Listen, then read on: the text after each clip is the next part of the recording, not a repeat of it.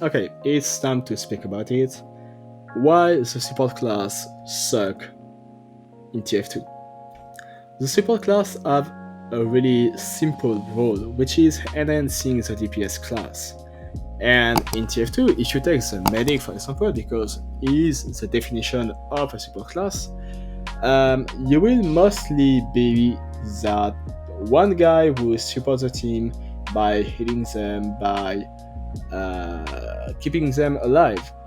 You are very important to the team, but at the same time, you won't make a major difference by yourself. You can be a game changer, but only with some good teammates.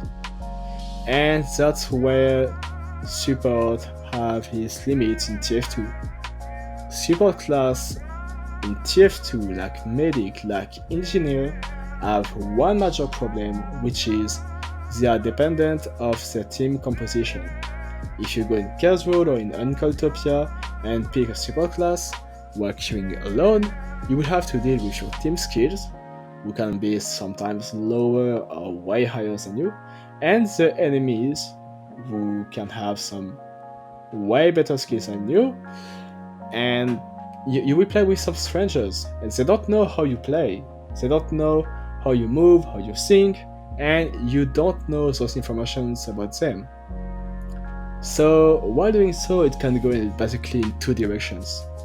Either it goes really well and you crush the enemy team, or it goes really wrong, and in most case scenario, it will definitely go wrong because you with some strangers who are not used to play with you.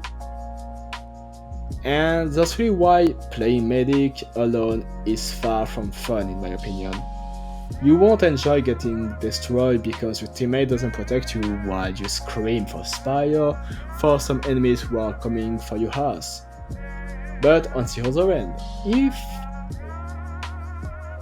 if you basically have one friend, just one good friend who can heal you, who can DPS with you, I mean, it will be perfect. Literally. I mean, you will be able to beat the whole enemy team at 2 because you will both be used to play together, and that's what makes playing with some friends or with a group of people so OP in TF2. That's basically the meta strat, I guess. And well, because you will both be used to play together, it will be way more fun, and that's what makes TF2 unique in my opinion. Playing with some friends or with some good people who can lose, obviously, but who can also be good and help you to carry the team. Otherwise, if you just run a support class like the medic alone, you will just you will not be useless because it's always useful to have a medic in your team. But if you Ubers that one guy who have like 10 hours in TF2 and don't know what he is doing, you can do that to help him, but at the same time the Uber will be wasted because he won't be able to make a good use of it. And that's the sad part of it. Ubers are strong, but they are strong on good players. If you Uber Gibus, it will be way harder to play and to make a major game difference with it. Obviously, it's just my opinion on why I think it's not fun to play a support class alone, or at least when you queue alone. But I tend to mostly play support class with some friends, so I won't encounter that problem most of the time. I know I will always have at least one good person from my friend list who will be able to help me to or who I can rely on, and that's very important. Knowing that you can rely on one of your teammates is very useful.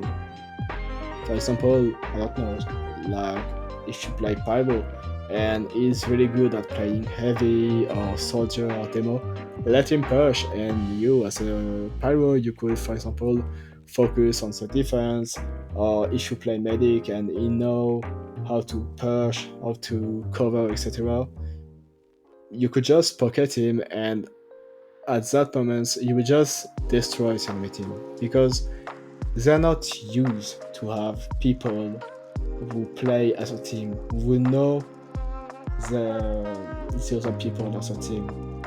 And that's what makes group queue and casual so strong, because I used to play together and I used to the movements of their teammates.